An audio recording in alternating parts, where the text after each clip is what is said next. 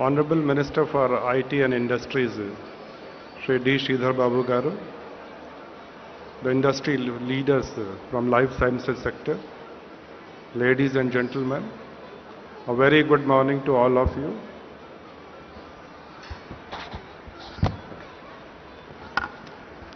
Done? So,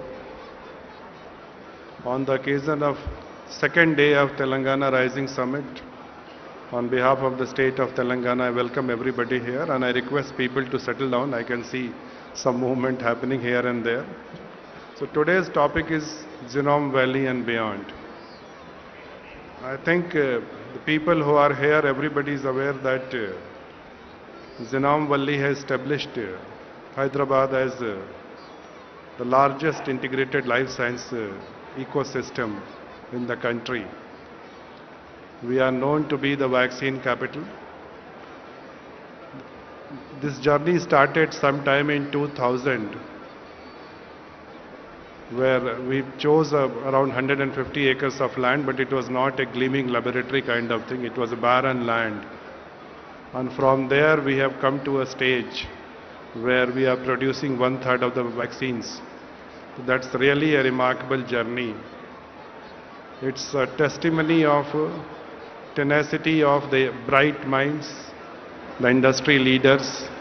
At the same time, it is also a testimony for the progressive policies of the state government, which has always invested in encouraging the young minds, creating an ecosystem where ideas can become life-saving solutions across the globe.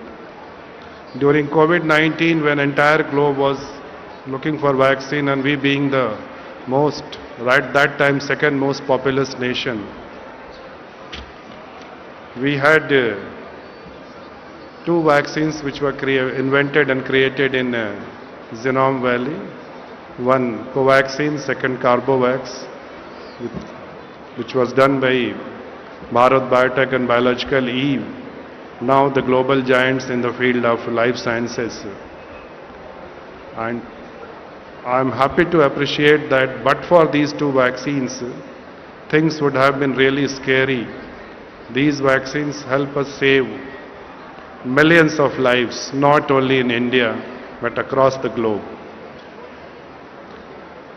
Today, Genome Valley is home to more than 300 companies. That includes global giants as well as homegrown domestic big names. And we are proud to say that Genome Valley is providing the required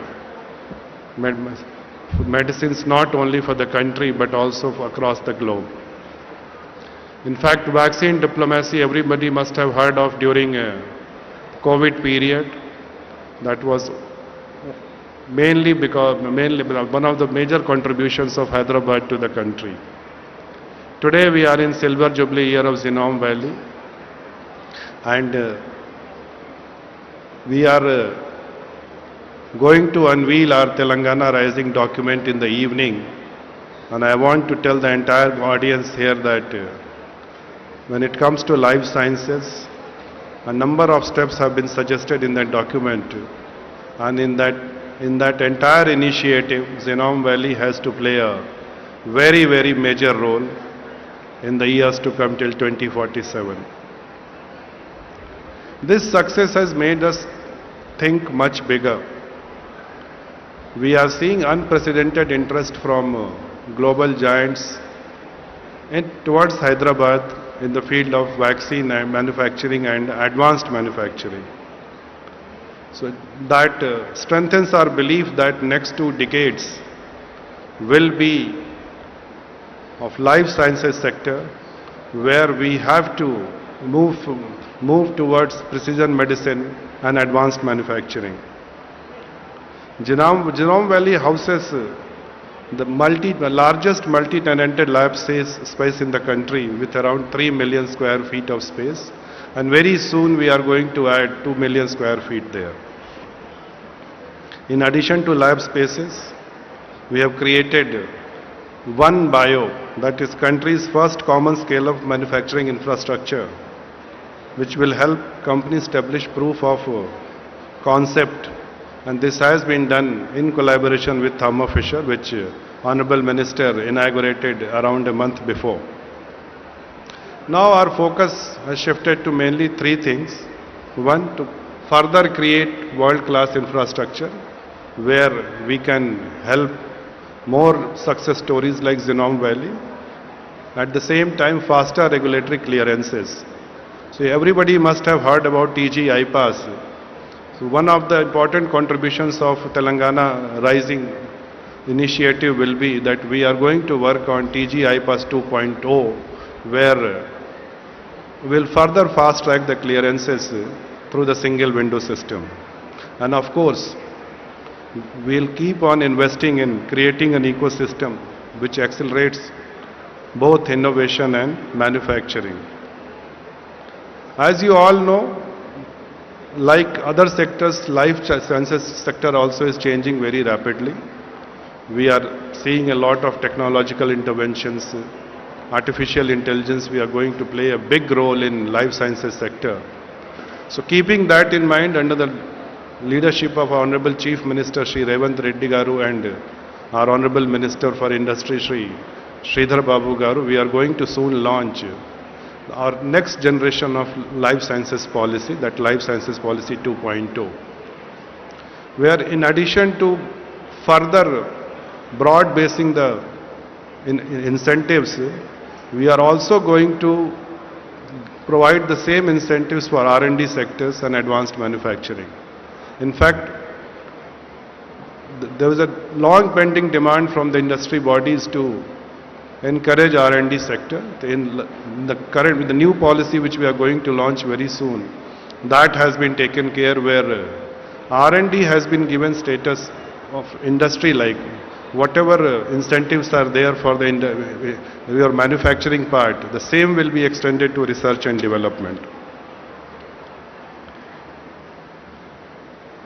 And as you know, any success story has to have good collaborations, good partnerships. So we have forged partnership with regions like Flanders in Belgium and Queensland in Australia. And we are actively soliciting more and more such kind of partnerships which add value to this success story of Genome Valley. Today's panel brings together Honorable Minister and leaders from companies that have shaped Hyderabad's life sciences growth story. And I'm sure that this deliberation and insights will help us how to improve further on Genome Valley and to work towards creating life-saving solutions for the humanity as such. So, I look forward to this enriching discussion, that how we can take this entire movement further and to take this to the next phase. Thank you.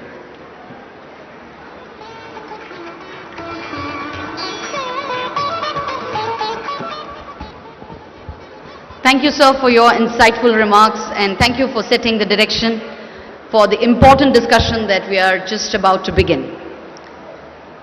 We are honored to invite on stage our session chair, Sri D. Sridhar Babu Garu, Honorable Minister for Industries and Commerce, onto the dais.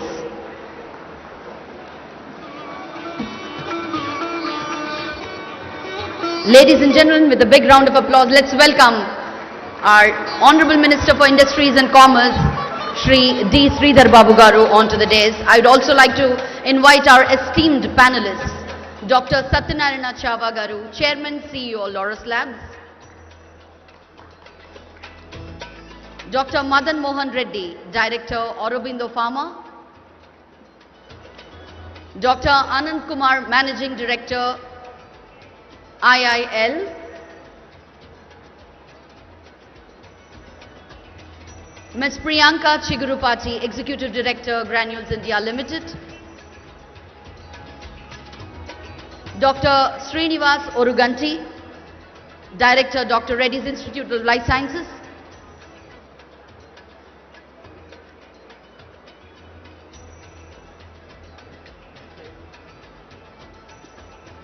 I extend my heartfelt welcome to all our esteemed and distinguished guests on stage. And now I request Dr. Srinivas Oruganti, Director, Dr. Reddy's Institute of Life Sciences, to lead the discussion.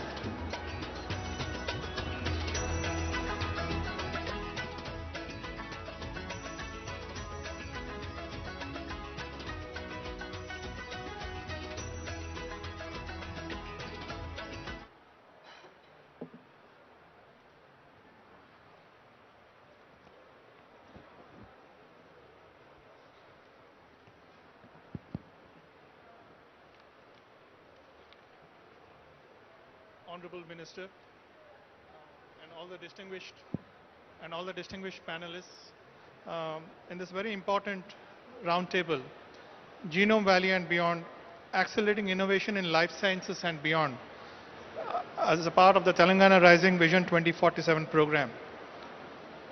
Sri Sanjay Kumar has already given the context of how Genome Valley is going to play a very important role in the life science ecosystem from Telangana, with creation of a strong impact for the entire world.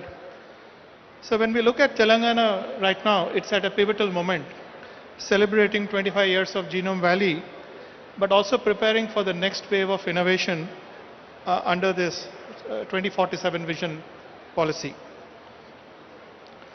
There are a couple of facts I would like to kind of highlight once more.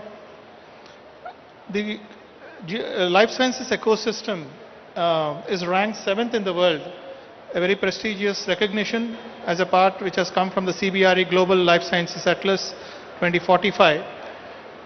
It is more than 1/3 of the global vaccines are essentially shipped from this ecosystem. 269 plus US FDA approved facilities are present in the ecosystem. Clearly, we see that the entire life science ecosystem is transitioning from a manufacturing-centric hub to an innovation-driven powerhouse. So, in this context, I think we are very close to rivaling Boston.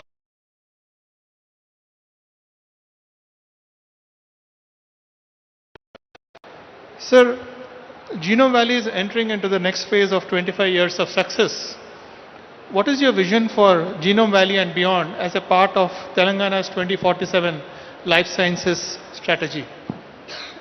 First of all, thank you, Dr. Srinivas. And I would like to welcome to this session,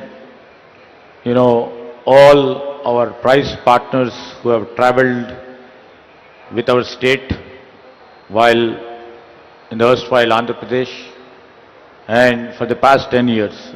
We welcome with our open arms, and we would like to really share all the success of this state. Majority of the success goes by your committed and dedicated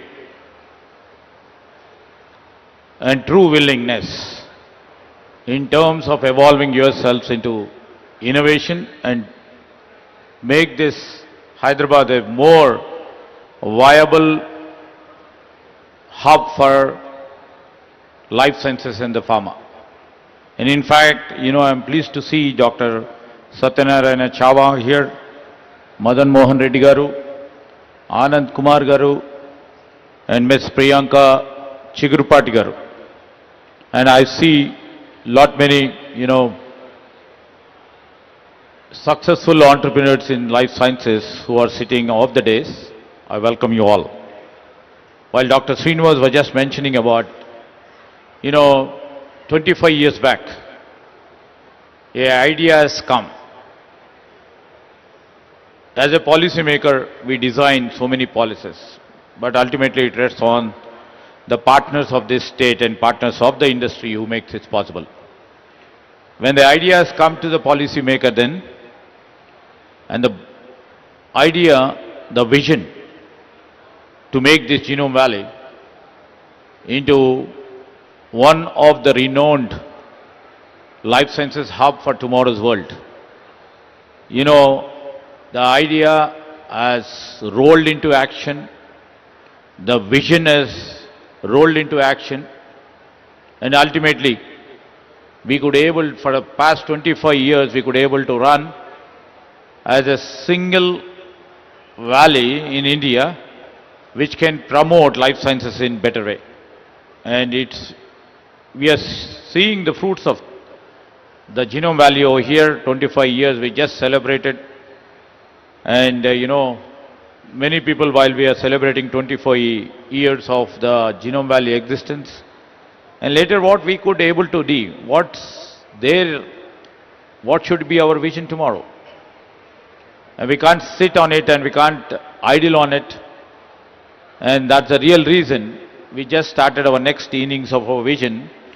We have put One Bio, a platform for all the biopharma industries to incubate, to innovate, and to see that the incubation for the startups or the innovation which is required should be propelled and should be accelerated by the infusion of the government policies. And this is where we would love to really take up and shape our life sciences policy for next 20 to 25 years. If those people 25 years back wouldn't have thought about Genome Valley, nobody in the world should have been known about the Genome Valley. And many people would have their single existence, and as a group, as a conglomerate of industries, we wouldn't have been here. And I'm so thankful that all the partners of the industry made it possible. And time and again I keep telling, it's not about the policy which makes it possible. It's not about the ease of doing which makes us possible. It's a drive and intent of our entrepreneurs who made it possible. So, over the period of these 25 years, you are the witness, the elders on the days are the witness, the elders of the days are the witness, how the ecosystem has been built. It's not about the Genome Valley, it's about the ecosystem which has built very vibrantly, very strongly, and world all over is looking at us now. For the past 25 years, we could able to create that sort of infrastructure, one, and you could able to create that sort of a skill, and we could able to literally make world see what innovation really takes place. And that is the reason about 250 odd companies from 18 countries have their existence over here. And now if you name any big company or any emerging company, they would love to come to the city of Hyderabad and to the state of Telangana. That is the progress what Telangana could achieve over the past 25 years, and the city of Hyderabad could evolve itself. So I wish and see what we are trying to provide onto the platform, under the platform of One Bio. This is a platform where all the companies can use this platform, having access to the technology and come up with innovation. That is, and I always keep telling elders over here that is high time what we would come up with $1 billion molecule. So we have a hope and we have a trust in the entrepreneurial spirit which they keep on dynamically moving. I see many entrepreneurs who have lots of expertise in this domain still have the fire in the belly. I can see somebody like Varaprasad Reddy Garu, he comes to me with a great other thinking that he wants to come up what after 25 years what this healthcare needs. So that that is the spirit of what we see, and we would like to share these experiences to our industry partners and also try to learn from them how the public policies or the policies of the government should be shaped in the next phase of 25 years, what we are calling as Telangana Rising 2047. The vision document with the vision of yours will be included in the release in the later part of the evening. Thank you. Thank you, sir, for laying out a very grand vision. And you have also, I'll come back to some of the specifics that you have mentioned.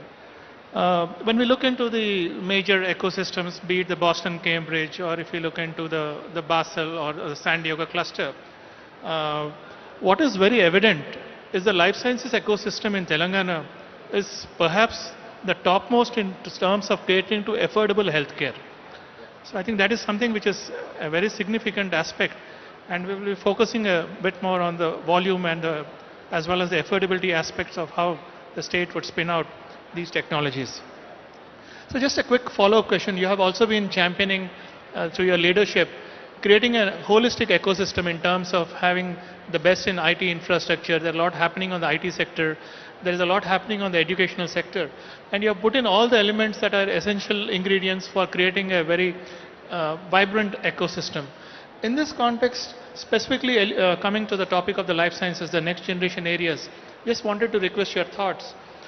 How is Telangana positioning in the frontier areas like cell and gene therapy, synthetic biology and fermentation, AI-driven drug discovery, as well as digital health? You know, our focus is very clear. By 2047, we have to grow. The life sciences sector should lead the globe. At least we have to be in that 5 areas of growth. And what we see is we want to lead the next wave of the life sciences innovation. And we are all you people are here not just to participate, and you are the leaders, you just want to lead.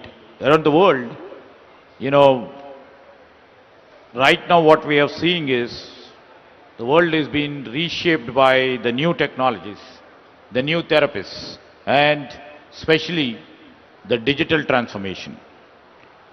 How best we can position ourselves, preparing for this future with lots of care, scale and intent.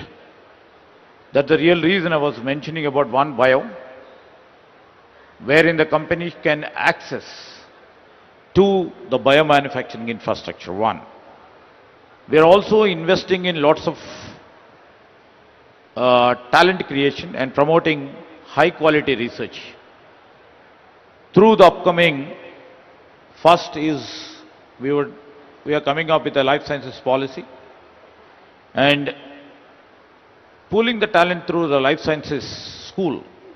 This is first ever in India, and elders of this sector, the life sciences sector, have suggested, and we are working on it by January 2nd week to show and to reflect to all the world how we are shaping the skill.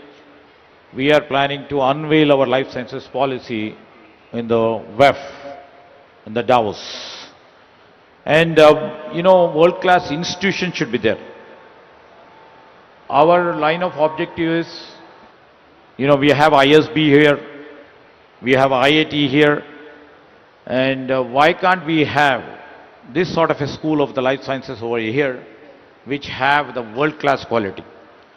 And we would, through this, positioning ourselves in terms of providing the skill, providing the infrastructure through One Bio, or giving the utmost importance to the next generation students in terms of providing and instituting a life sciences university, a school. The basic objective of this school is to have the courses, the people who are interested in the life sciences, and at the same time, the company professionals or the executives who need reskilling and upskilling. And this life sciences school shall be useful for them. And the innovation really takes place at their level. This is what we are trying to do. And point two said is, you know, while we are trying to project this, you know, the elders on the days, because their input is more important. How to translate our policy, our vision into action is into their hands. We are there only to facilitate, to give impetus to their thoughts. So this is our vision to make our Telangana to lead the next wave in terms of the life sciences innovation. Thank you, sir. I think you have kind of mentioned about the talent pool creation, which is going to continuously contribute as we embark on this strong journey of innovation and at the same time continuously evolve the different paradigms. So let me then shift to, I think we are looking at three focus areas which would help strategically plan the entire vision for 2047 and upping the innovation to the next level. The first would be on the volume to value, because it's often believed that India is third in terms of pharmaceuticals in terms of volume, but we are somewhere around the 13th or the 14th in terms of value. And it is believed that a significant contribution to value would come from these complex products, sterile injectables, and then we are looking into the new therapies. So there is clearly a wave that we witness in terms of strategic positioning into the complex areas. So with a focus on volume to value, let me first request Dr. Satyanarayan Shava. So India's API competitiveness, in fact we have mentioned this in some of the meetings earlier that I have personally heard, is shifting from a cost advantage to an innovation advantage.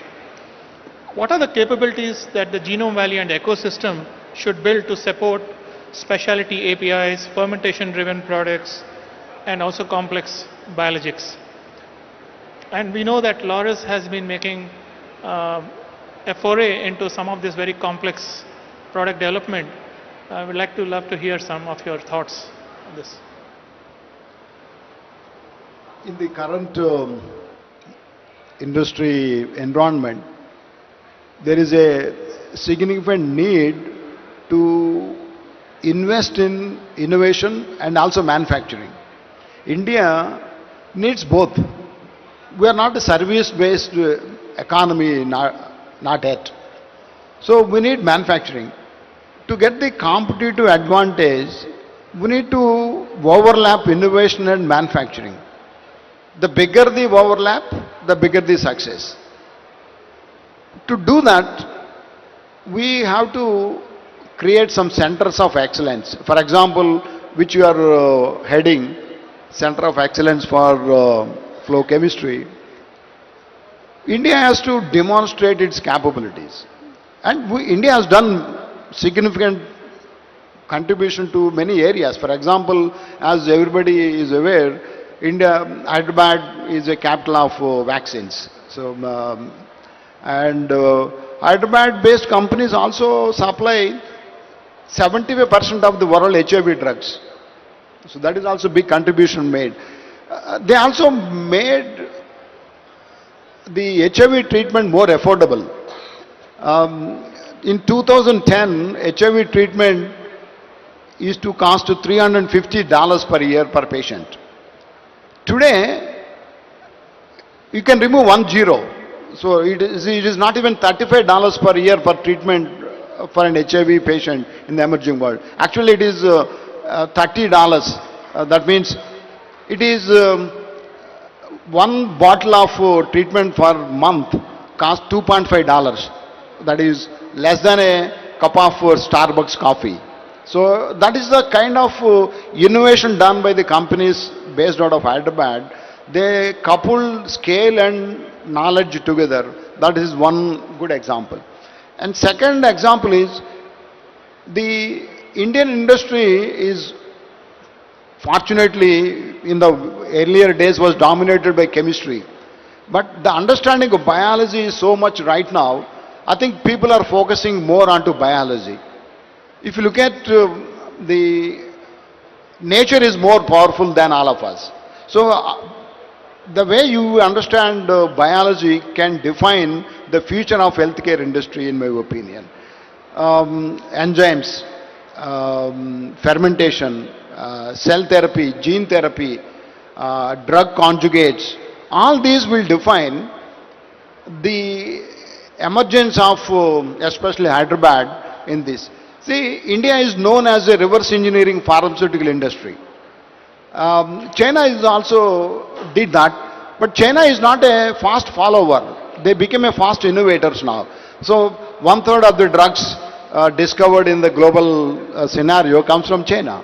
So we have to see how quickly we can become from fast followers to fast innovators. That means we have to invest in basic education also. See, in the Western world, lot of basic research, science is nurtured in the universities. It is lacking here. My request to Minister is invest very heavily into universities. Universities will create the future of the country. As you mentioned very appropriately, creating a university for life sciences, healthcare industry is one good step towards that. As a company, we also invested in cell culture. We invested in startups. So the culture of investing in startup is also increasing. In the last year, I heard there were 2,000 startups in biology. So that is an indication the number of companies will come up, number of new molecules will come up. As Minister is requesting in his every meeting, when India will become, Hyderabad will create $1 billion new drug. I think, in my opinion, it is not going to happen in small molecules. It is going to happen in large molecules. I think that is the kind of talent Genome Valley is also creating. And Genome Valley is celebrating 25th year this year. In the 25 years, Genome Valley has grown 25 times, I can tell you very clearly. So we celebrate, we were in Genome Valley for the last 20 years, and the growth we have seen in Genome Valley is remarkable. That was because of the good governments and also good governance and also the availability of talent within this region attracted so many people. As Minister said, we have 30,000 scientists in Genome Valley. You name any company in India, they have a R&D there.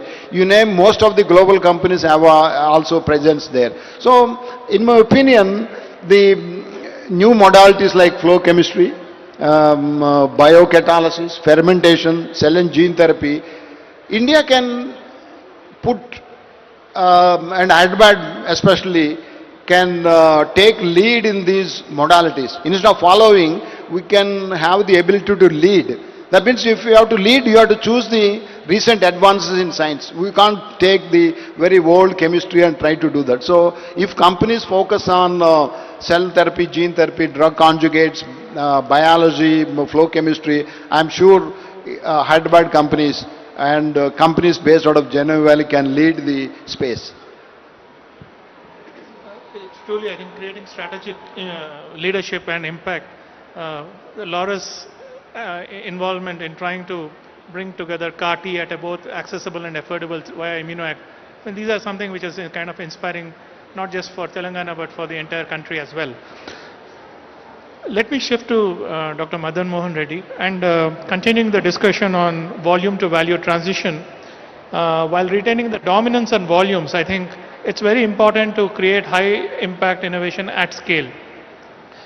Aurobindo has made strong moves in injectables, biosimilars, and specialty products. What strategic advantages does Telangana offer for scaling these value-oriented verticals? Over the past few years, Aurobindo invested in substantial investment in injectables, biosimilars, peptides, hormones, and some complex molecules. These are all required a lot of money to invest on these products. Where we required is the strong ecosystem. Without that, I don't think we can achieve the results.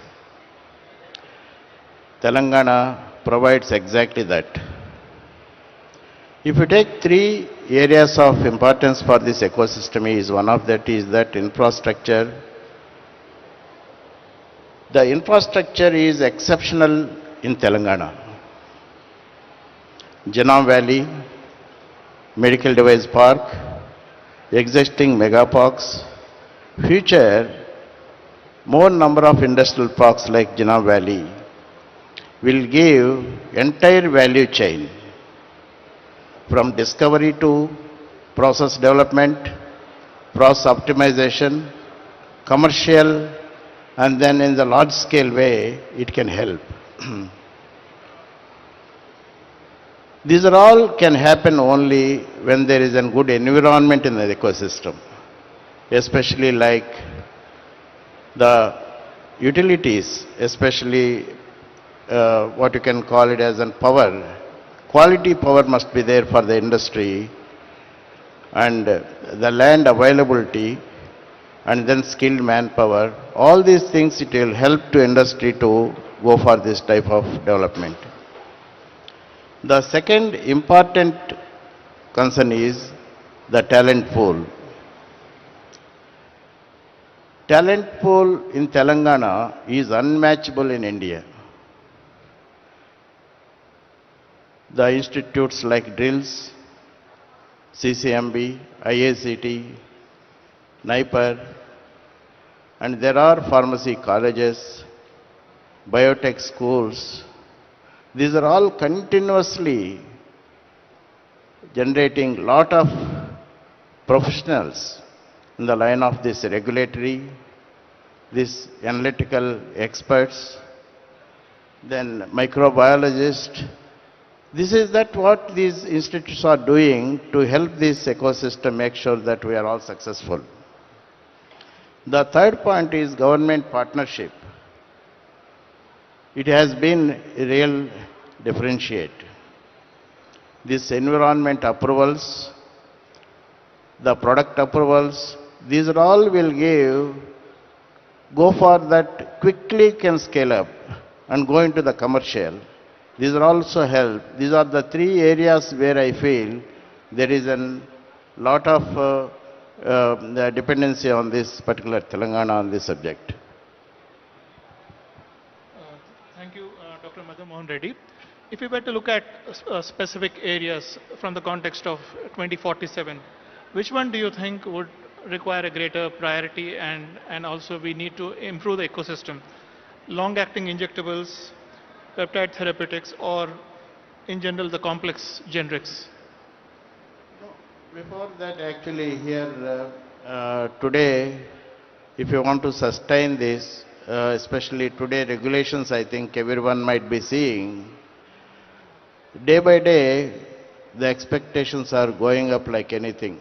Thanks to technology and then regulators, the way they are working on this, their expectations are becoming very, very stringent. If you want to meet those expectations, especially I feel there are 4 areas where we should be able to concentrate. One is Center of Excellence for Quality Systems.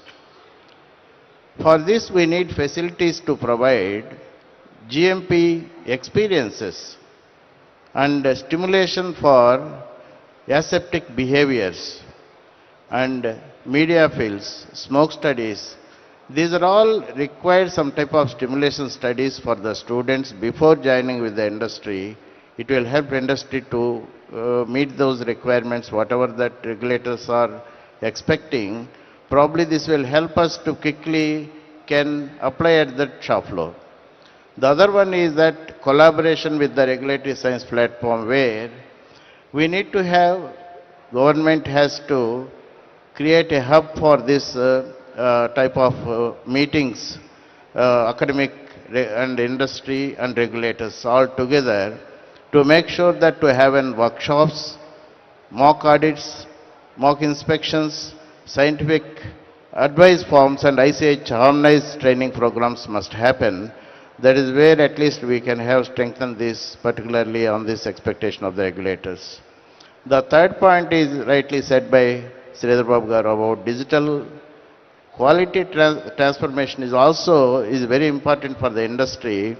Quickly we need to go into EBMRs, MIS, and LIMS, and whatever is possible in the industry, try to convert into a digital where we can minimize the risk.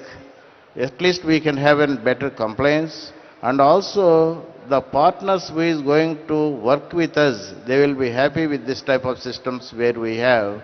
It is going to be an advantage for the industry to move forward. The fourth one is that, what is that workforce development? Even though there are people are working at the shop floors, always we need to continuously, we need to work towards that improvement of their skill. We should be able to have a lot of regulatory meetings, training programs, Is that what industry has to spend a lot of money on this to make sure that on the compliance part? Thank you for your valuable insight. I think these are very important areas to consider as we kind of strengthen the ecosystem creation. Let me quickly have your views. Granules is synonymous to, first in-line defense kind of in the healthcare. You have produced a lot of high volume products, and we now see that you are transitioning into more complex products. I mean, you have shown leadership in integrated, the end-to-end kind of a pharma business. There are some news that you are also going to step into peptides and peptide CDMO. We'd like to have your views. Is this a conscious transition from volume-based to high-value and niche areas? Can you hear me? Can you hear me? Okay. Good morning, everybody. Thank you, Srinivas Garu, and good morning to everybody on the panel and Sridhar Reddy Babu Garu. First of all, I just like to say that I resonate with everything Satyanarayana Garu and Madan Mohan Reddy Garu said about innovation and moving from high volume to high value. But from my perspective, one thing that I definitely want to emphasize is how much ever high value products you get into, I think it's very important for companies to focus on the basic essentials. And value can be defined in very many ways. Even a simple product that a patient needs on a day-to-day basis, if made in a very different way, can be, in a very innovative way, can be made very cost efficient. And that in itself can create a lot of tangible and intangible value for a country like India and for a state like Telangana. Today, even though Telangana and India were known for high volume products and now moving to high value innovative products, the basics of those products, the KSMs, the APIs, etc., a lot of them are still imported from China. And that is something I personally think we should focus on in a very different way. I'm not saying just cost, but make them in a sustainable manner. So in my opinion, while we and even Granules focuses on more value-added products and also on more innovation-led products, our innovation and our request to the government is to support companies like us in a way where, say, green technologies, say continuous improvement processes, energy-saving route processes are all provided grants for, provided subsidies for, or encouraged. And I think that would provide some sort of a strategic national infrastructure that Telangana should be proud of. And doing that will put us ahead of many other countries in the world. Thank you. I think you kind of alluded to what would also follow, to have a quick view on building the greener and more sustainable ecosystem for the infrastructure. Dr. Anand Kumar, your perspective would be very important because we are a volume-driven vaccine player, but there appear to be important areas like vector-based vaccines, mRNA-based platforms, and also looking at recombinant subunit constructs. How is ILL, Indian Immunologicals, navigating through this transition to more complex areas, and how do you think the ecosystem can gear up to support a kind of a leadership position again in this high technology, high intensive areas? Good morning. Good morning, everybody. Thanks for this question. We are very fortunate to be living in a developing country like India, where whether it be an animal vaccine or a human vaccine, majority of the procurement is done by the government. So this value should not be purely considered in monetary terms. It should be based on the impact that a product creates. So in India, because government procures majority of the vaccines and provides free to our citizens, still it will be affordability will be a very, very important parameter. And in terms of how the vaccine world has changed post-COVID, I mean, if you see the number of pharmaceutical companies in Hyderabad or probably in India, there are several thousands. But if you see the number of vaccine companies in India who are seriously into business, there are only 8 companies in India. And 2 main reasons why this is so is vaccine requires a lot of capital investment, and also the regulatory procedures for approval are also very, very long. So to sustain this, it requires a lot of investment also and also a lot of patience. Now, having said that, a lot of changes are happening, especially COVID gave an opportunity for many, many technologies which were just developed at the university levels, but were always kept on the shelves. But COVID gave a great opportunity to bring them all, especially vaccines which used mRNA and also the adenoviral vector vaccines. See, we as an organization, I mean, we have been in Hyderabad since 1982. As a company which has made both animal and human vaccines, we are the single largest contributor to India achieving self-sufficiency in the field of vaccines. Now, what would be the future like?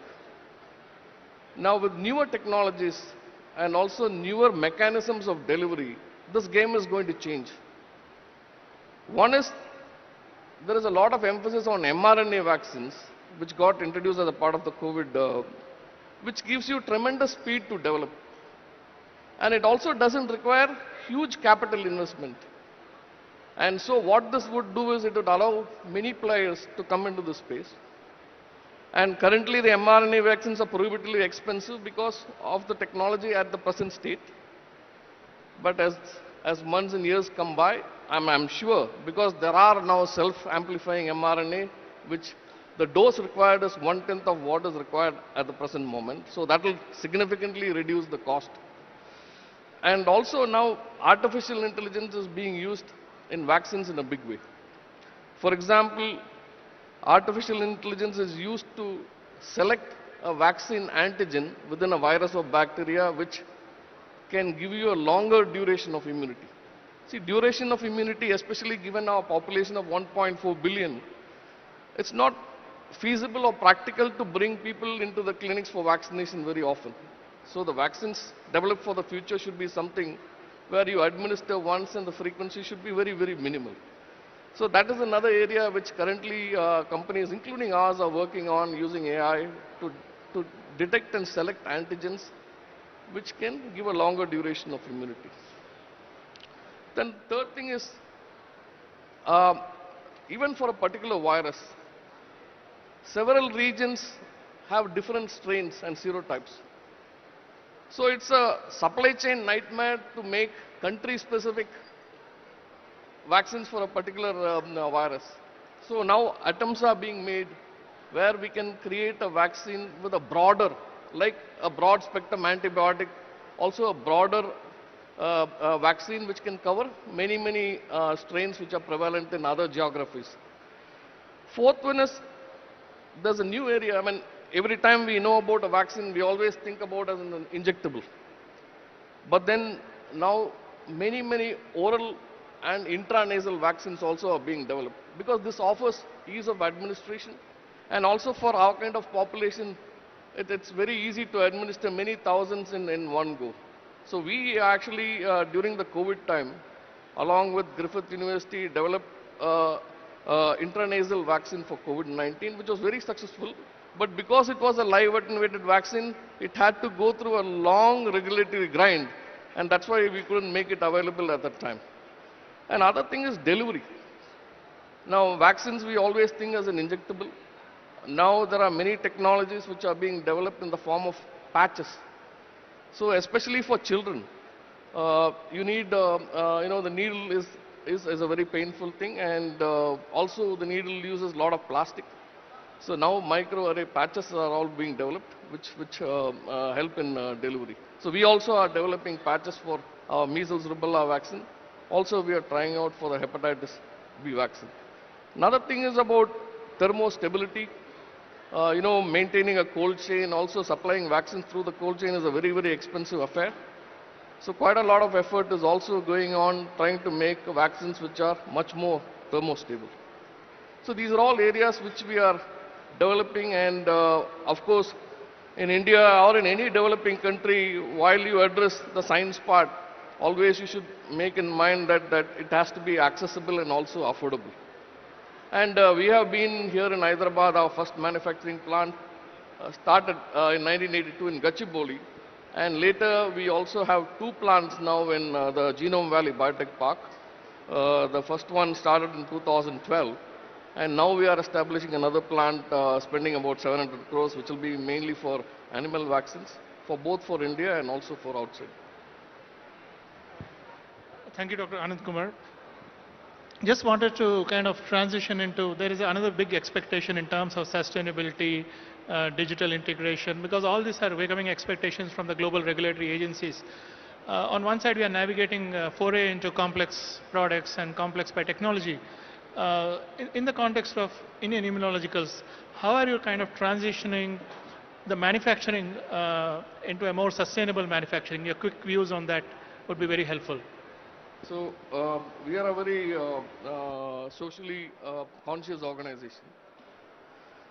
We have tried to balance as much as possible between profits and social good. We have, caught on to this One Health concept many decades ago. Today, One Health is being widely talked about, but IL has been doing this One Health because we are making both animal and human vaccines, and we significantly contribute to the health of both. The third element in all this is the environment. See, any manufacturing activity will cause some amount of harm to the environment that we live in. So it's all about how do we minimize that so that we leave this planet in a state where our future generation can live, in a very, very happy manner. So we at IL have undertaken many initiatives which will reduce our dependence on fossil fuel. For example, earlier days we used to use high-speed diesel for all our generators and boilers, but now significantly for our boilers we switched over to natural gases and LPG or CNG. Similarly, we have solar installations wherever possible. And all our manufacturing plants are zero liquid discharge. That means we don't leave anything into the open. So we recycle and reuse nearly 30 to 35% of the water in our manufacturing plants in such a manner that our consumption also is significantly reduced, because you have to be very, very cautious about the power and water utilization. Plus, we have automated a lot of our manufacturing in such a manner that we can make more and more by using very less resources. So automation did give about 20 to 25% increase in yield. So thereby we are able to use very little resources. And also, like any other organization which is very, very active in the space of quality, all the systems that we implement ensures that all the waste is reduced to a significant level. So many, many objectives of this nature, and also as a part of our CSR activities, we significantly contribute in the space of providing biogas units to many, many households. So there also we address the environment aspects this way. Thank you, Dr. Anand Kumar. In the remaining few minutes, maybe I'll try to request a quick view of Dr. Satyanarayana Chava. I know Laurus has always been a leader in absorbing new technologies, both at R&D to manufacturing. What kind of your thoughts on how we can, the ecosystem can support a transition into greener manufacturing, and also your thoughts on what policy would be kind of enabling this transition in a very effective way? Because at the end of the day, we'll have to balance sustainability and affordability together. See, in my opinion, to become competitive in the small molecule manufacturing, I always feel use of flow chemistry, continuous manufacturing, and use of biocatalysis in the small molecule manufacturing will put the country in the forefront. See, if you look at, everybody talks about sustainability. If you have to become a sustainable company and put a sustainable product, it has to be cheaper. It has to be cleaner. It has to be greener. It has to be safer. That means you have to make your processes cleaner, greener and safer, and also cheaper. If you say, I'm a sustainable company, sustainable product, but pay me 20% more, nobody is going to pay. So for you to become competitive, you have to embrace all these technologies, use biology wherever is feasible, use continuous manufacturing wherever is feasible. I think if you use these technologies, I think country will make good progress. Thank you. Moving on to Ms. Chigurupati. There is this transition of manufacturing to sustainability, and there is a lot about science-based targets initiative and looking into the carbon footprint, circularity. We know that Granules is making strategic moves in terms of complying with these expectations. Can you please maybe highlight for all of us what is Granules doing and why? And why? I think Dr. Tava just answered that. It's the need of the hour. But I think Granules has been one of the first companies that has declared its SPTI targets for net zero by 2050, which is very much in line with even Telangana's targets and the country's targets, and 42% reduction by 2030. Of carbon emissions. The second thing that we have done is we have also committed to a progressive shift to 100% renewable energy by 2032. We've also adopted a lot of green chemistry and, like Dr. Chava said, continuous processing, etc., into the most basic products and even the future value-added products that we are embarking upon right now. And on the G side of things, Pharma Patishala is one thing that we have really taken upon ourselves, and it's actually something that Chairman, it's very close to Chairman's heart, that will actually enable skill development to do all these things going forward. So in Pharma Patishala, we essentially hire children from rural areas, 16 to 17-year-old boys and girls. We educate them, we teach them industry-specific skills, then we give them employment in our company for 3 years and a diploma while all their costs are taken care of. So I think all these put together are a part of sustainability targets, ESG ratings, as you can imagine. And Granules has been amongst, well, we just got an EcoVadis rating about 6 months back, where we're in the 95th percentile and we have a gold rating, which only the top 5% of companies in the world have.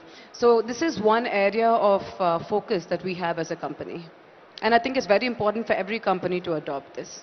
I think you have made a very important point, because when we look into the adherence to Scope 1, Scope 2 and Scope 3 emissions, we're also trying to look at creation of an entire ecosystem and backward integration so that this becomes a preferred destination hub for all the global players.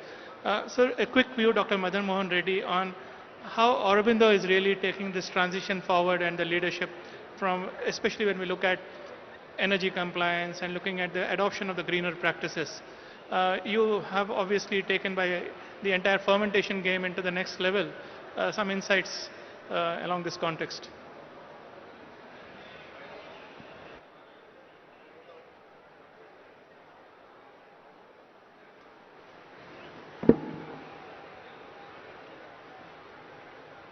By 2047, sustainability will be the regulatory requirement, not a choice. All industry thinking to not only, there are two ways industry always work on that. One is for the benefit of the industry, other is that for the nature of that, whatever that sustainability requirement. As per Aurobindo concern, last couple of years, we are spending a lot of time and energy on certain parameters where we are going, majority of the products we are working on the enzymatic routes, and we are also working especially the manufacturing. We are working on the continuous manufacturing so that we can minimize that wastages. Like I can give the example of that one of the product, like 6-APA. That is penicillin G to 6-APA is the one process. Before we used to do is a chemical reaction. Now it is an enzymatic reaction where water is the only one requirement. There is no any chemical involved in this. Enzyme and then water is the requirement. So today what Dr. Satyanarayana said rightly, China, they are all working on this purely, every product they are working towards that enzymatic routes. The reason is we can minimize this, all these solvents, all these chemicals. So every company is working in the direction. And also on the energy part, if you go and then see today, we are all working towards this solar systems where we are spending a lot of money on this, especially power is the second highest cost in our manufacturing after this raw materials. The utility cost is the highest cost in our manufacturing. Next is the manpower cost is the major. These three, effectively if you work, I think any industry will go in a very profitable way, you can see. Today, all organizations, they are constantly working on the AI technologies, and then all automations, especially in the manufacturing area. So each and every portion we are making, it is not like that our objective is reducing manpower. How qualitatively you can deliver the product is the catch. If you don't have this, I don't think we can win this, and then we will be there in this, especially in the pharmaceutical business. Thank you, Dr. Madan Mohan Reddy. I think we have got some really important insights, and if I look back into the Genome Valley, it's about having the right DNA and having the right building blocks which will code for the right RNA and eventually the protein. Before we conclude, we've also got some very important aspects of what would be the desirable policy-based recommendations and infrastructure creation. Sir, I would like to request, before we conclude, what message would you like to give to the global innovators as well as investors to consider Telangana as a long-term life sciences destination? Yes, thanks for all the input given by the industry leaders over here. And in fact, all the global leaders and the leaders from India who are all here. And everybody knows over a period of time, Hyderabad and the state of Telangana has become the vaccine capital. I can't say thanks to COVID, but it is exhibited. When world required us, you all people were there, and Telangana proved its mettle. Thanks to everybody over here. And secondly, over the past 2 years, when we set the process of our governance, and our Chief Minister and our government, has reflected to the industry partners that all the policy initiatives by the earlier governments will be forwarded or pushed forward. And over the past 30 years, if you have seen, the industry ecosystem over here has proven that even though different ideological, political leaders exist on governance, our perspective, our focus will be to develop the industry and to see that the fruits of this industry will be shared among our people. And that's how, these 2 years too, we were very keen to enhance the policy initiatives, which shall be globally competitive, and we will rise to the global standards of our policy making. And this is how, the great excellent team what we have in the government, we could able to really get about 63,000 crores in just 2 years as investment from different global partners. And thanks to all the industry partners who have trust in us, who have accepted the leadership over here, and who would like to take the advantage of the ecosystem which is available over here. And everybody knows this, Hyderabad and this state of Telangana is home to 8 of the world's 10 pharma companies and about 2,000 life sciences firms. I wish to tell you that the firms all put together value about $100 billion over here. So my message to the prospective investor over here, whatever the great leaders on the days or off the days who you interact over a period of this day will reflect what is the great ecosystem available over here, what is the potential available over here, and what the nuances of the government is taking. And secondly, to mention, as to reacting to the industry leaders here on the days, when Satyagaru was mentioning about universities. So we are specifically trying to focus on the areas of the domain expertise universities and also the general universities, the common universities. And we have come up to all the people over here, the new initiative which our government has taken is to come up with a Young India Skills University to impart skills only specifically to skills which are required by the industry. When we found that there is a gap between academia and the industry, so the gap has to be filled. How do we fill it? The classic example is when we have come up with the life sciences university, the skills university, and I would like to mention, it is totally industry driven. The industry captain like Anand Mahindra is the chairman. Government as such only facilitates the running and the governance of the university. And many industry partners, the captains have come to share the burden of teaching and training the students who come over there. And in terms of the life sciences and the pharma, I would like to mention when we have floated this initially, the first taker was Mr. Satish Reddy of Reddy Pharma, Reddy Labs.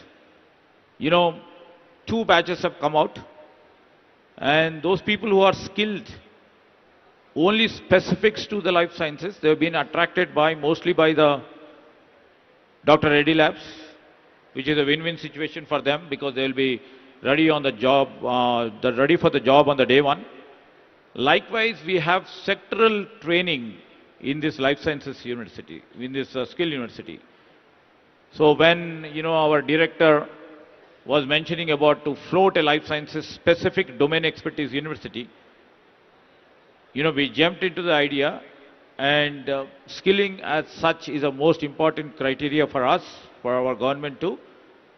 And that's how we have come up with the life sciences university.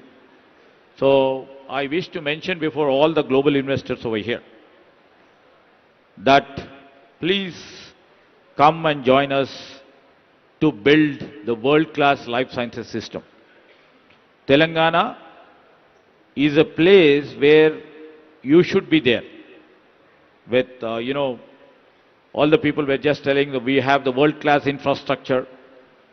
And I'm not, selfish to say we have very, very proactive policy environment over here.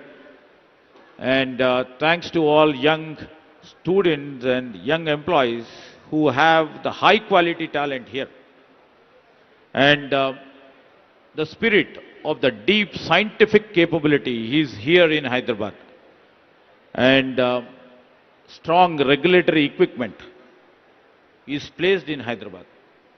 So these are all important aspects. When you come and partner with us, we will try to provide you all with us.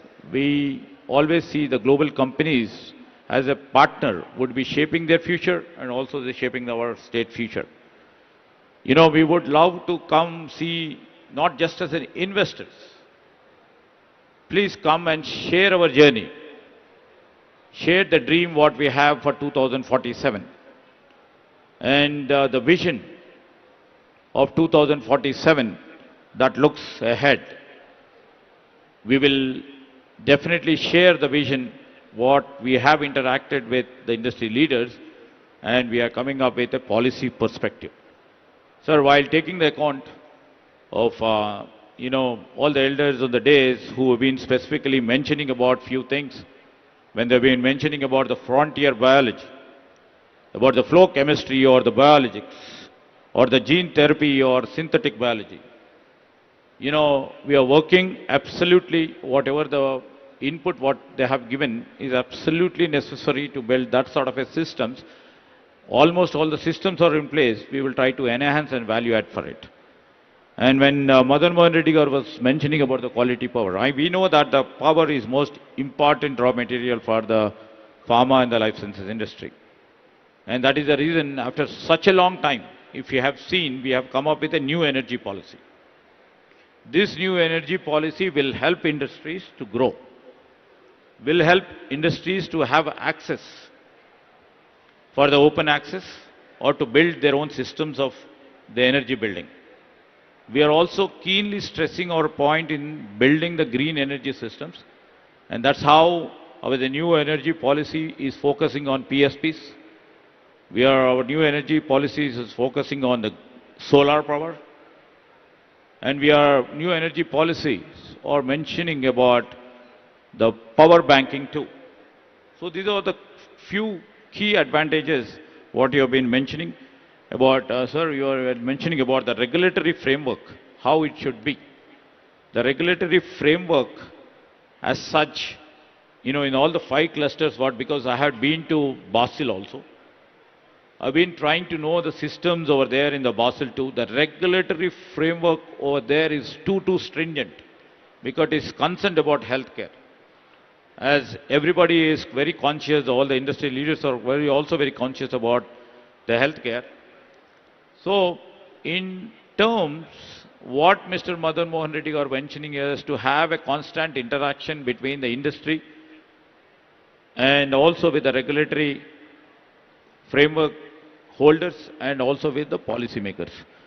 So, we would like to come up with an idea of having a regulatory flow auditors meeting with industry along with our policy makers, including me and my team. Every 6 months we will love to have that.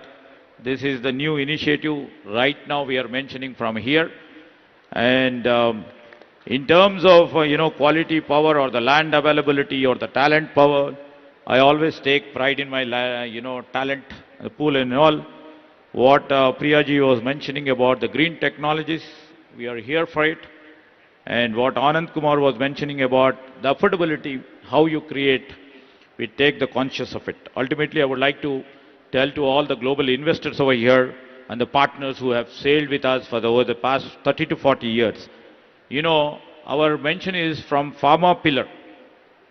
We have to grow as India's pharma's engine, where we will become the world's advanced sustainable manufacturing here. That is our future vision. And in terms of medtech, where the convergence of our pharma with the technology, because we are technology-driven state, we would love to see that the domain expertise like the med field, the bio field, converges with the tech and becomes from the vaccine leadership to the global epicenter for frontier technology centers in biologics and the therapy. And third thing, what we are mentioning, Anandji, is the medtech pillar, where we would like to focus from India's integrated medtech hub into a global hub for intelligent device and the procreation center. We would like to come up as a pillar for that, and absolutely, what the need of our is the innovation center.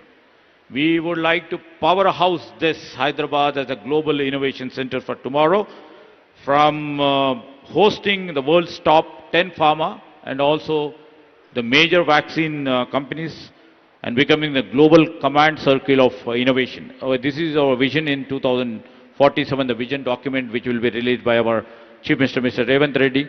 And with this hope, I could able to convince most of the global players to come and part and be parcel of our ecosystem. Thank you. Thank you, sir, for a truly inspiring sharing your vision for a very strategic and all the moves. And it was really a privilege to listen to some very important inputs that would become essential elements as we progress from today to 2047 in realizing the vision. On that note, I think it was a privilege to be part of the panel, and I thank all the panelists, esteemed members, and Honorable Minister for their valuable time.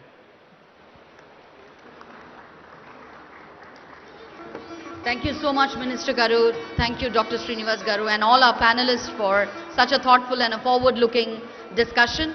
Before we conclude, I request Honorable Minister Garu to felicitate our panelists. We'll start with Dr. Chava. Dr. Satyanarayana Chava, Chairman, CEO, Laurus Labs. I request Minister Garu to felicitate our panelists here on stage.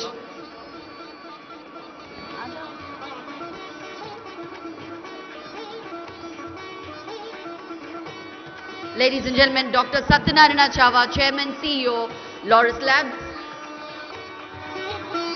Dr. Madan Mohan Reddy, Director, Aurobindo Pharma. Dr. Anand Kumar, Managing Director, IIL. Ms. Priyanka Chigurupati, Executive Director, Granules India Limited. Dr. Srinivas Oruganti, our moderator for this panel. Director, Dr. Reddy's Institute of Life Sciences. And now I request all of you to please step forward for a group photograph. And I request Sri Sanjay Kumar Garu and Sri Shakti Nagappa Garu, Director for Life Sciences and Pharma, Government of Telangana, to please join us on stage for a picture.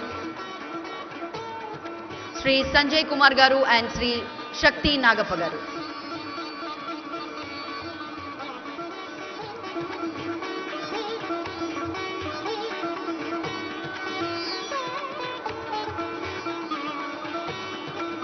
Once again, thanking our panelists for joining us on stage for such a thoughtful discussion.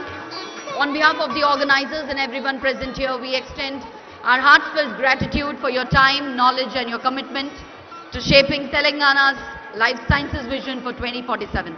Thank you very much, ladies and gentlemen. It's time to move on to our next session of our panel discussion, and that's investing in inclusion, prospects in affordable housing. In just few minutes, we are about to begin the next panel discussion that is set for the day.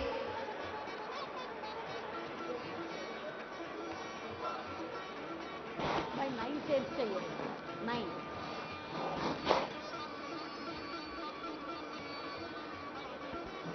I request, I can see many of you all standing back there. So I request all of you to please take your seats, make yourself comfortable and engage yourself in such a wonderful discussions that's happening here since morning. Moving on to the next panel discussion, which carries the theme, investing in inclusion prospects in affordable housing. Our next session explores an issue at the heart of equitable development, affordable housing.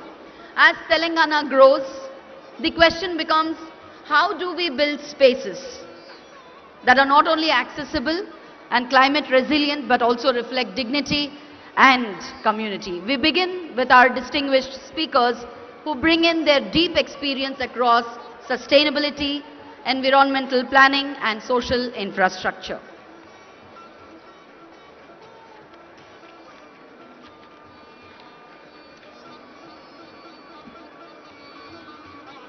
Depth. So may I request Ms. Kranti to present the mementos. These are also a special mementos, the Cheriala artwork and the Pochampalli shawls. Please put your hands together for all the speakers for giving us the insight on the heritage, creativity and the sustainable planning coming together to shape the vibrant destinations. Thank you so much to Jupalli Krishnarao Garu and also Srimati Surekha Garu. Thank you so much, ma'am.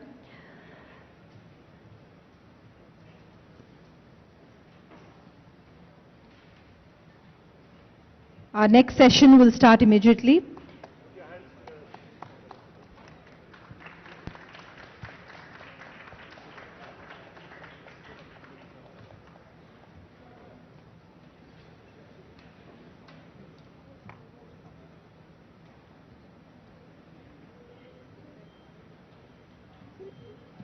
The shawls are having the geographical indicators with them that shows that they've been directly from the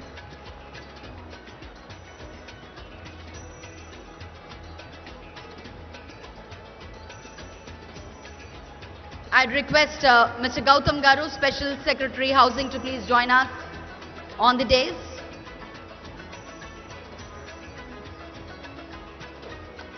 And now let me welcome our distinguished panelists who are here to join us in the summit in the panel discussion this morning. We'll start with Mr. Vasudevan Suresh Garu, former CMD, HUDCO. Mr. Vasudevan has served in HUDCO in various capacities for 23 plus years and has become the CMD of the HUDCO, during which HUDCO registered all-round growth in housing, infrastructure development and finances with techno-financial assistance and many others, retail finances as well.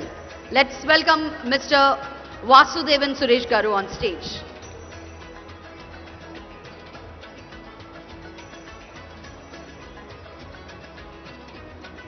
May we have on stage Mr. Abhijit Shankar Ray, Senior Urban Specialist, World Bank.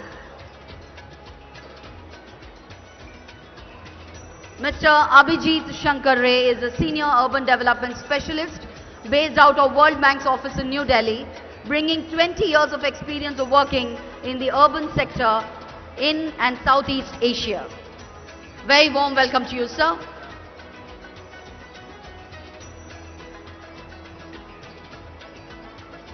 May we also have on stage Dr. P.S.N. Rao, Dean and Professor of SPA, Delhi.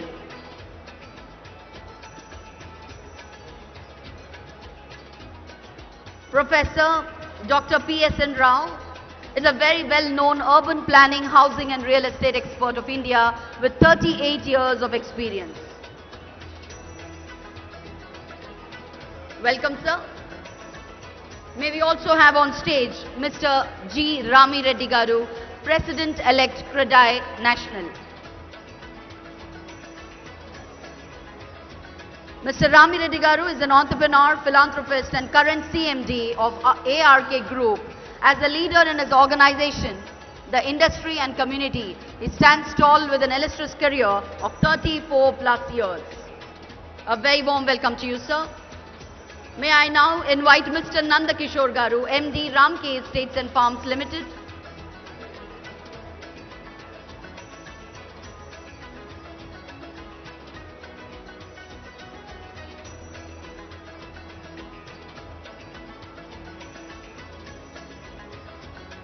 A very warm welcome to Mr. Nanda Kishore Garu, MD, Ramke Estates and Farms Limited.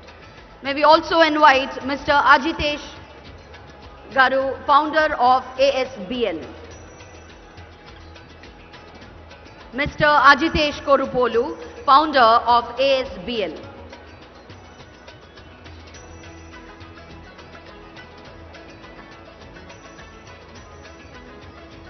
And now may I invite the moderator of this panel discussion this morning, Mr.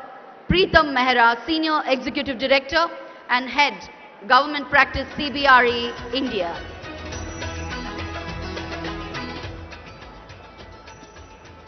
Let me welcome Mr. Preetham Mehra, who is going to moderate this panel discussion this morning. Over to you, sir.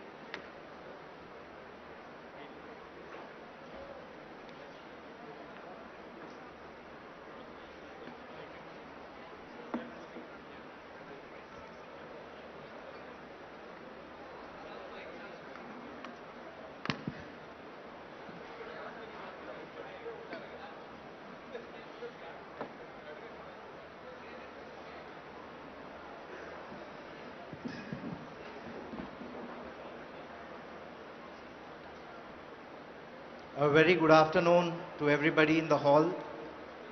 It is my pleasure and privilege to have such a distinguished panel along with the Honorable Minister for the Housing Department for the state of Telangana. So thank you so much for taking the time and being with us. It's also a pleasure to have Mr. Gautam, Special Secretary Housing, Government of Telangana on the dais with us. And of course, you already heard the profile of the panel speakers on stage. It has been a pleasure for us to have all of them here. A lot of them have flown down to Hyderabad to attend this specific event and to be part of this distinguished panel. Before we start the panel discussion, it is my pleasure to invite the Honorable Minister to share a few words and his vision for the Housing Department for the state of Telangana. Good afternoon to all. It is a great privilege to address this important session on affordable housing policy for urban future, Telangana Model 2047. As part of the Telangana Raising 2047 Global Summit, today's discussion is the Art of Telangana Vision 2047 as prosperous, inclusive and human society where every family, regardless of income or background, has a safe, secure and dignified home. Historically, Telangana has always contributed for provision of housing towards all sections in the state, with our government constructing over 42 lakhs houses under old Indiramma scheme and now another 3.5 lakhs houses in progress under new Indiramma Illu scheme. Housing Board and Rajiv Sagraha have also contributed to over 1 lakh middle income houses.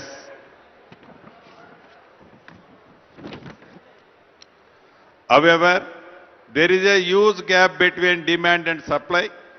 So, time has come to move beyond individual schemes and to formulate a comprehensive affordable housing policy that can guide our action till 2047.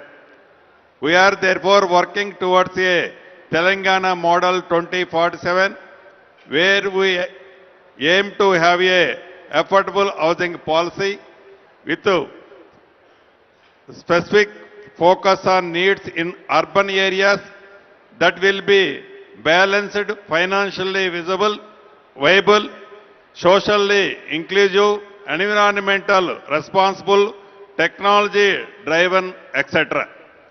The Telangana Affordable Housing Policy will be in line with the Telangana Raising 2047 vision with focuses on three major areas. Telangana core urban region focusing on some slums redevelopment, brownfield redevelopment, mixed housing, rental housing. In the peri-urban region, focusing on satellite, greenfield townships, integrated housing colonies with walk-to-work housing with strong consistency. In rest of the state region, focusing on development of small and medium townships, rental and worker housing, integrated with the industrial parks, logistic hubs and emerging economic corridors. Our esteemed panel will help us answer three very questions in this regard. What must the government of Telangana do differently? What can financial institutions to do? Increase affordable housing finances. What commitment can private sector make to for promoting affordable housing? Friends, we are committed to taking the outcomes of the discussions behind this room into policy notifications, operational guidelines, model projects and budgetary decisions. Telangana has the vision, the institutional base and the economic strength to become a national and global example of inclusive urbanization. With your ideas and partnership, I am confident that the Telangana model of affordable housing 2047 will not only serve our state, but also offer learning and inspiration for affordable housing development. On that note, I once again welcome all of you to this session. Thank you for your presence and look forward to a rich and efficient decisions. Jai Hind, Jai Telangana. Pleasant. Honorable Minister, sir, thank you so very much for your kind and encouraging words. We all are excited about the prospects for housing in the state, and with your leadership, we are very confident that Telangana will reach newer heights, particularly in the affordable housing segment. Thank you so much once again, sir. With this, we'll start the panel discussion, and as you are already aware, the panel consists of members from various facets of the housing sector. We are privileged to have the Dean of the School of Planning and Architecture, Delhi, which is the premier most institute in India for housing and development. Dr. Rao, if I could direct the first question to you, sir. What are the opportunities and market gaps with regard to housing for all? This has been a topic which has been going on for many, many years. What do you think are the market opportunities and gaps and at an India level and more specifically at the Telangana level, sir? Certainly. I think this is a very topical... Sir, the mic can be a little closer to you. Yeah. Okay. Thank you. Honorable Minister, with your kind permission. I think this is a very, very important and topical subject that has been chosen for discussion today. Housing, as we all know, has a lot of forward and backward linkages. So any investments that are made in the housing sector actually lead to greater economic opportunities in as many as about 230 or 240 odd industries, both forward linkages and backward linkages. So investments in housing would mean investments in a wide variety of other areas where there's a lot of employment opportunities that are going to be given to our people. Because without employment, there's no money, and without money, there's no housing. Let's remember that. You have to have money if you want to buy a house, whether you are a very rich person or not so very rich person. Some amount of money is always required, and if you don't have that, of course, there are financial institutions and there are others who can always chip in and give you some loans and so on and so forth. The opportunity for the market, for the industry, I presume is what you are asking. Yes, there is a huge housing shortage in this country. We are only about 40% urban. The last time we had a census was quite some time ago. But while we are waiting for the next census, we presume that we are about 40% urban. So we still have a large number of people living in the rural areas, and we still have a lot of people who want to migrate into the urban areas because of the employment opportunities, which means that whatever is the urban housing shortage, which is in several millions, is only going to increase in the times to come, which means that the opportunity is humongous. There are some estimates that as of the year 2022, the urban housing shortage, the total housing shortage in Telangana is about 2.8 million, out of which a major chunk actually happens to be in the urban areas and a very small percentage in the rural areas. This is obviously going to increase in the times to come when more people from the rural areas will come to the urban areas. Now, market opportunity, the government is already doing its bit. You have the Indiramma Housing Scheme, you have the Andhra Pradesh Housing Board, you have the AP Housing Corporation Limited. They are doing a fairly good job. You have the Pradhan Mantri Awas Yojana, urban and Shahri and Gramin. Some funds are coming from there, some funds are coming from the HUDCO as well. But is that enough?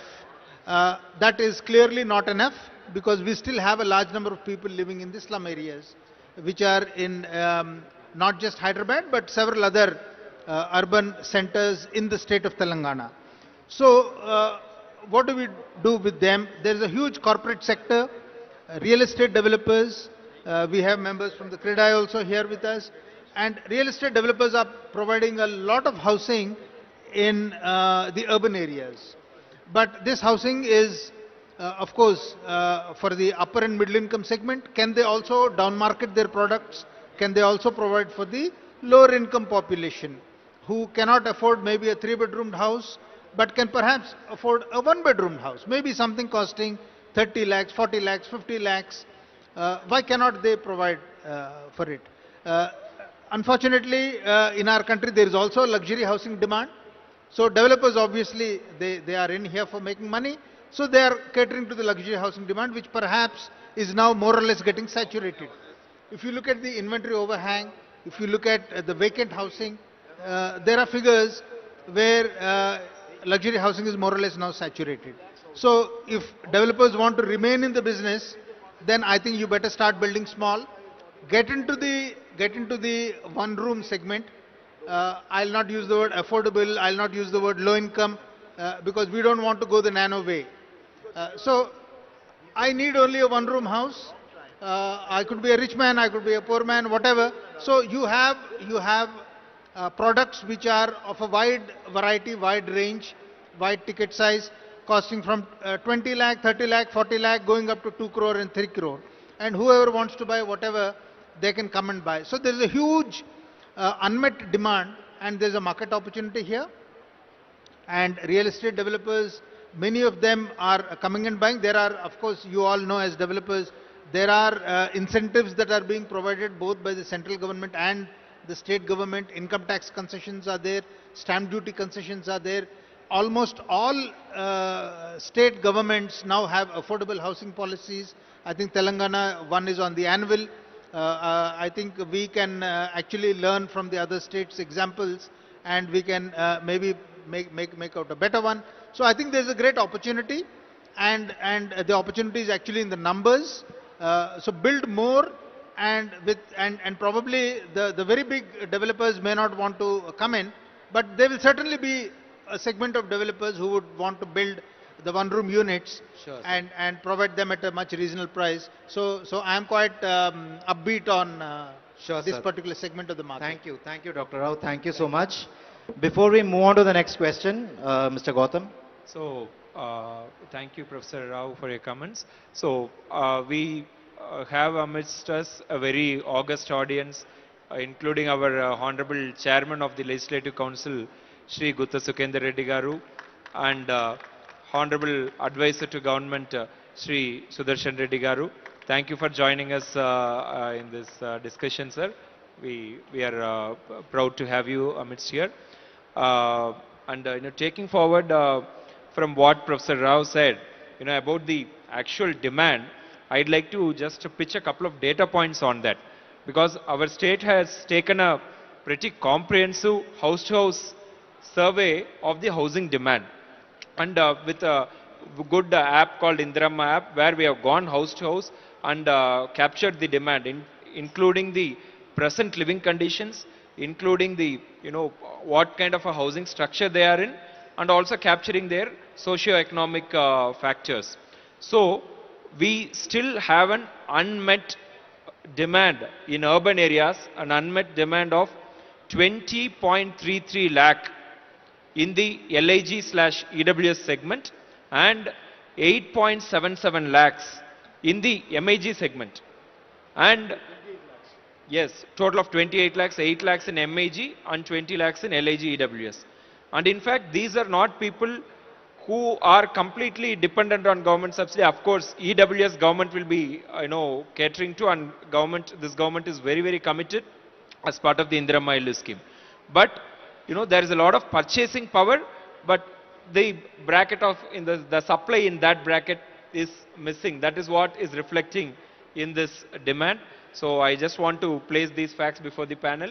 Sure. I request Preetham to take. Sure, Mr. Gautam. Thank you so much for highlighting those statistics. So I'll quickly move on to the President-elect for CREDAI National, Mr. Ram Reddy. Sir, from the industry standpoint, you just heard the statistics shared by Mr. Gautam. He said there's a latent demand for about 28 lakh houses.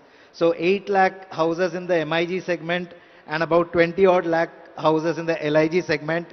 How is the industry viewing this? How are you looking at this opportunity? How can you, as the leader in an industry body, motivate the private sector to participate in this opportunity, sir? Yeah, thank you, Preetham. Sir, thank you so much for giving that figures. 28 lakhs, it's a surprise to us. I mean, the demand, what you're talking about it. Yes, CREDAI plays a role.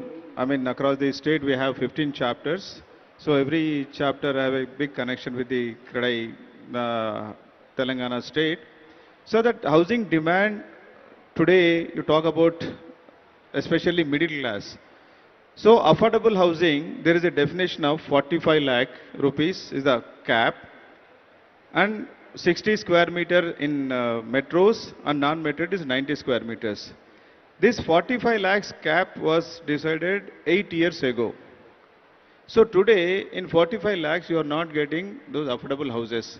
The definition of affordable housing has to be redefined. So this we have been giving the representation from Kradai National multiple times. Hopefully, I mean this time also we met the Honorable Finance Minister, then Housing Minister. Possibly this budget we are expecting that limit of affordable housing going to be increased. That is very much required, sir. I request the Honorable Minister from your side also has to push for this, sir. Otherwise, so the very basic affordability where we are getting the land prices have gone up, the construction costs gone up, everything has gone up. Inflation, you can see 8 years inflation, if you take every year, I mean 5 to 7% inflation is there. If you take that also, it comes to 75-80 lakh rupees. So this we have been continuously talking to the governments, but hopefully this time I think after talking to them we got some positive note and we are definitely going to have this. So affordable housing definition, then concessions has to be given. Even in the cities like Hyderabad, if you want to build an affordable housing, so land prices are so high. So getting affordable is very challenging, sir. So I request the government has to look into this and provide some lands to the developers and a PPP model so that developers will come forward and they will build so many affordable houses, then they will be having their own business models. So this will definitely will encourage the developers and it will become easy for you to also cater to so many ways, sir.